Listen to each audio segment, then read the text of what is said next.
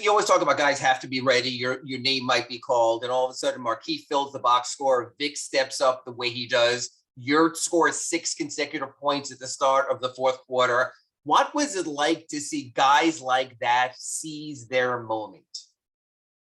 Yeah, it was great, and it was kind of typical of our season. But for Keith and Vic specifically, those guys worked extremely hard. They work extremely hard, and it was very nice to see all that hard work pay off in a game setting when we really needed them. Obviously, on a very tough back-to-back. And then just the effort, especially for a guy like Vic, who's had moments like this. To see him get in the kind of rhythm he had, I mean, a logo three-pointer, the transition dunk, it's almost like it was sort of a tease of this has been here all along. From your perspective, what was it like to see him do what he did? Thank you. Yeah, it was amazing to see what he did. These are things we have seen daily. Behind the scenes, it's the hard work, it's the grit, it's the grind. Obviously, coming off of what he came off injury wise, and for him to get to this point, it's just still part of the process of him becoming what he can be. Thank you. Up next, we have Anthony Chiang, Miami Herald. Go ahead. Hey, Chris, I think Max was scoreless at halftime and scored like 21 in the second half. But what was the message to him at halftime? And I guess, with him leading the way, how important was a three-point shooting tonight, especially against a defense like this that really make it tough in the paint? Yeah, they got a lot of length. They fly around, a lot of size. So our three-point shooting was extremely important. Max obviously being the catalyst of that in the second half. But they do such a good job of protecting the paint.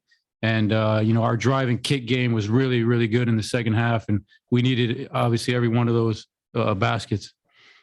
And Vic, a lot of the attention will go to his offensive game. But defensively, how much of an impact did he have tonight? How much does that kind of show kind of where he is health-wise, where he's able to be that aggressive on the defensive end? Yeah, I thought as good as he played offensively, he was equally as good on that end of the floor. It allows us to switch a lot of matchups. He can guard the ball one-on-one, keep the ball in front of him, and also he's well schooled in NBA defense, so he knows when to help, how to help. Obviously, Toronto presents their own challenges, so Vic was definitely impactful on defense as much as offense. Thank you. Up next, we have Wes Goldberg, Locked On Heat. Go ahead. Hey, Chris. 30 assists tonight on 41 made shots. You mentioned some of the driving kick stuff, but it's kind of been the trend now on this 4-game winning streak. How important is it just for this team, even with guys out, to just continue with the ball movement, and how imperative is that as you get into the playoffs here? It's huge, especially for our team. The ball movement and the body movement, and guys helping each other generate great shots. I think that was a great show of that, especially in the second half. Everyone was really helping each other and getting the best shot for the team, which is the most important. Thank you.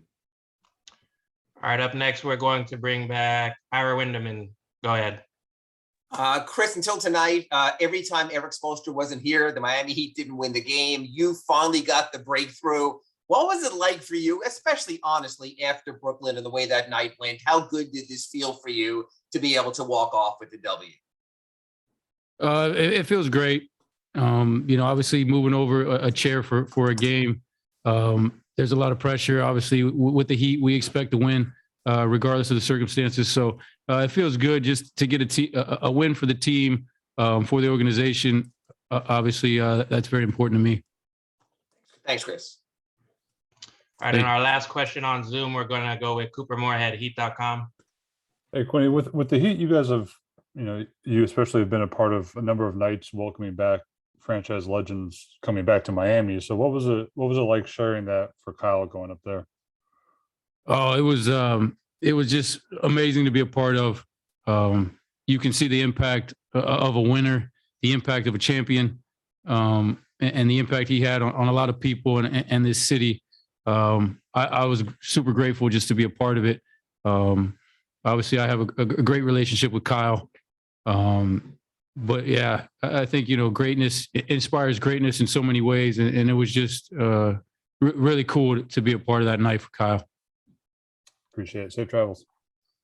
Thank you. We're good on Zoom here. If there are any in the room, go ahead. Could you see what it meant to Kyle and when you watched him walk on the court before the game? What did you see in his face in terms of emotions before, during, and after?